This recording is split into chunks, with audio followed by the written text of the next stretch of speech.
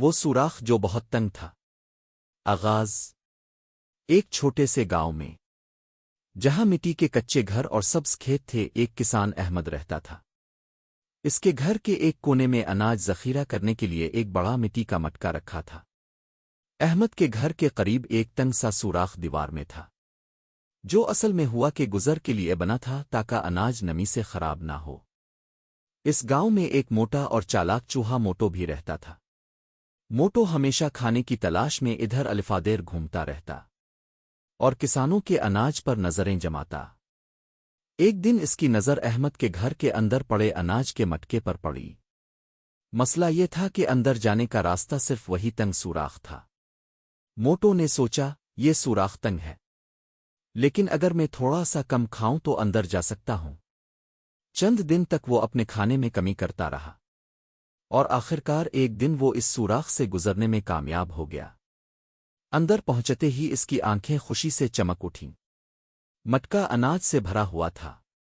وہ خوب دل بھر کے کھاتا رہا، یہاں تک کہ اس کا پیٹ گول اور بھاری ہو گیا۔ جب وہ واپس جانے لگا تو ایک مسئلہ سامنے آیا۔ سوراخ اتنا تنگ تھا کہ موٹو اب اس میں سے نہیں نکل پا رہا تھا۔ اس نے دھکے مارے، زور لگایا، مگر سب بیکار رہا۔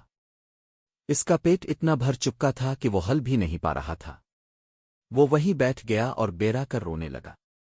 شام کو احمد گھر آیا اور شور سن کر سوراخ کے قریب پہنچا۔ جب اس نے اندر جھانکا تو موٹو کو پھنسے دیکھا۔ احمد ہنس پڑا اور گاؤں والوں کو بلا لایا۔ سب لوگ ہنسنے لگے۔ لالچ کا نتیجہ یہی ہوتا ہے، کچھ گاؤں والے بولے۔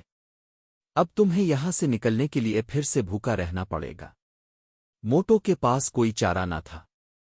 اس نے 2 دن تک کچھ نہیں کھایا۔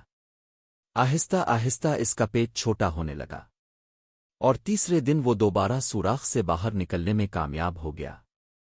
باہر نکلتے ہی وہ سیدھا گاؤں سے بھاگ نکلا، اور دل میں وعدہ کیا کہ آئندہ کبھی لالچ نہیں کرے گا۔